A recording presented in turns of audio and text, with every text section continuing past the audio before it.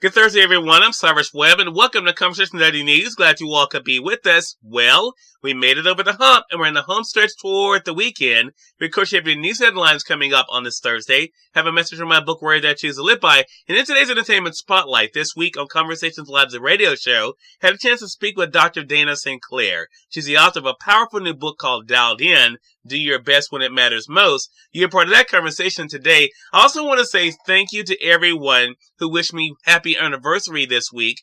This week marks 9 years that I've been hosting Conversations Daily News on Max WYAD 94.1 FM in Mississippi, but also, of course, serving as news director for the station as well. It's been my pleasure to bring you guys the news, some great music, and hopefully being able to inspire you a little bit along the way. And stay tuned. We have much more to come.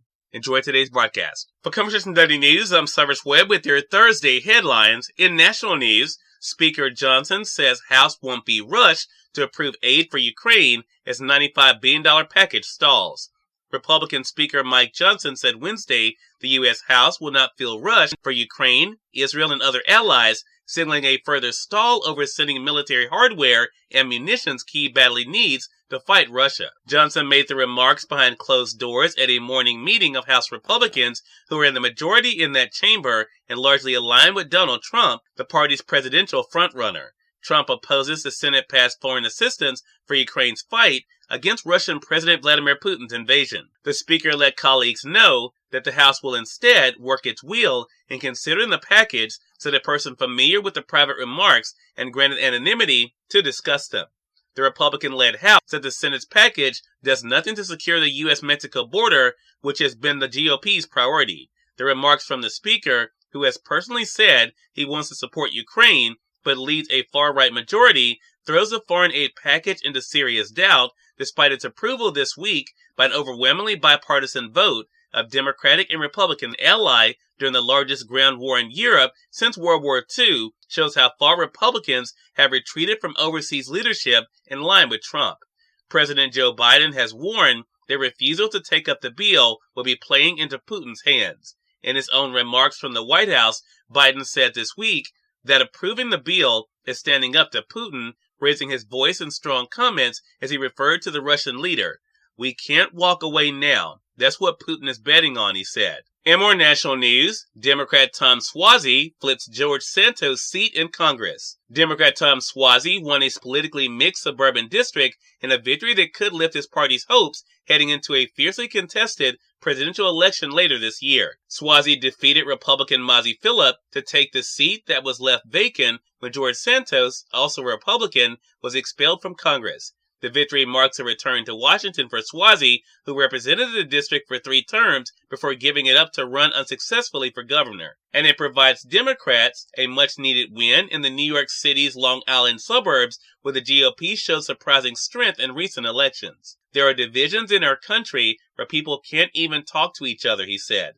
"All they can do is yell and scream at each other. That's not the answer to the problems we face in our country. The answer is to try to bring people together to try and find common ground," he said. In Mississippi news, inmates at Mississippi prison were exposed to dangerous chemicals, denied health care, new lawsuit says. Inmates at a Mississippi prison were forced to mix raw cleaning chemicals without protective equipment, with one alleging she later contracted terminal cancer and was denied timely medical care, a federal lawsuit filed Wednesday alleges. Susan Balfour, 62, was incarcerated for 33 years at the Central Mississippi Correctional Facility until her release in December 2021.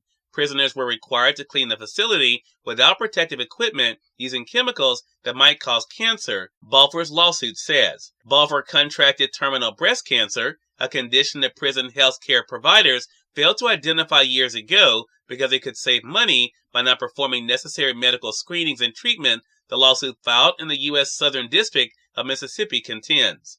"I feel betrayed by our system that failed to provide timely medical care for me. I feel hopeless. I feel angry. I feel bitterness. I feel shock and disbelief of this going on with me at a time when I'm getting ready to get out of prison," Balfour said in an interview this week.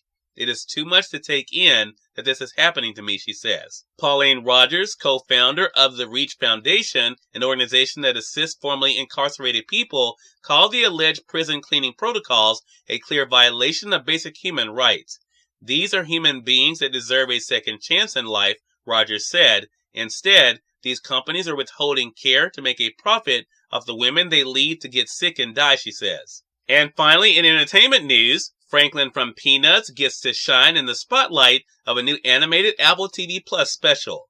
The mild-mannered Franklin, the first black character in the Peanuts comic strip, gets to shine in his own animated Apple TV special this month and a story about friendship. Franklin is a newcomer who bonds with Charlie Brown and is welcomed to the Peanuts universe in Snoopy Presents Welcome Home Franklin, which premieres on Friday. Co-writer Rob Armstrong, the cartoonist behind the Jumpstart strip, says he's building on the blueprints that Peanuts creator Charles Schulz left. Whenever you start with good ingredients, you have to work hard to make a bad cake out of it, he says. Race is never explicitly mentioned, but Armstrong and co-writer Scott Montgomery makes a subtle nod when Franklin surveys the kids in his new town and remarks, "One thing was for sure, there was a lack of variety in this place." Cyrus Webb, Conversations Daily News. It's time for a message from my book, Words I Choose to Live By. Enjoy. Good Thursday, everyone. I'm Cyrus Webb, and welcome to Words I Choose to Live By. Making a difference isn't confined to any particular day. It's for any day that you have breath in your body.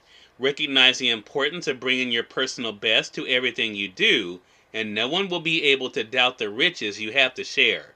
Have an amazing Thursday. We are part of my conversation coming up with Dr. Dana Sinclair in today's Entertainment Spotlight. Stay with us, you're listening to Conversation Daily News. For Conversation Daily News, I'm Cyrus Webb with your Entertainment Spotlight. Dr. Dana Sinclair joined me on Conversations Live, the radio show, to discuss her powerful new book, Dialed In, Do Your Best When It Matters Most. Here's a bit of our conversation. Dr. Sinclair, thank you again for the time. Really do appreciate it. Cyrus, I'm looking forward to our chat. Well, same here, and I have to say, when this book was first pitched to me, I was very excited. I'm an eternal optimist, Dr. Sinclair. And one of the things I try to get people to see is to not to judge themselves by their past, not to let what didn't happen yesterday, determine what's going to happen today. And I love the fact that in this book, you really give us some actionable things that we can be able to consider and to use. Before we get into that, I want to talk about the work you've been able to do. So what has it been like for you, Dr. Sinclair, to know that you've been able to help people to dial in and to really bring out the best of themselves? Well, I must say it is one of the best feelings for me. I love to see my people, anybody really, but my clients perform well, get the most out of themselves, and their pressure moments improve. It's been a blast. Have you always known that this is what you were called to do or meant to do? Not at all. I had a very circuitous route to doing what I am doing today, and I've had a lot of great sort of academic and work experiences, but when I finally sort of pulled it together and decided to go the performance route, I've had a really good time, because showing people a simple, more applied way to do well and to feel good about themselves and, of course, their mental health has been extremely rewarding. Cyrus Webb, Conversations Daily News. We thank you all for tuning into this edition of Conversations Daily News. But let's get on tomorrow to wrap up this week. Until then, I'm your host, Cyrus Webb, saying, as always, enjoy your day, enjoy your life, enjoy your world. Thank you all for choosing Conversations Daily News today. Let us go make today amazing. Take care.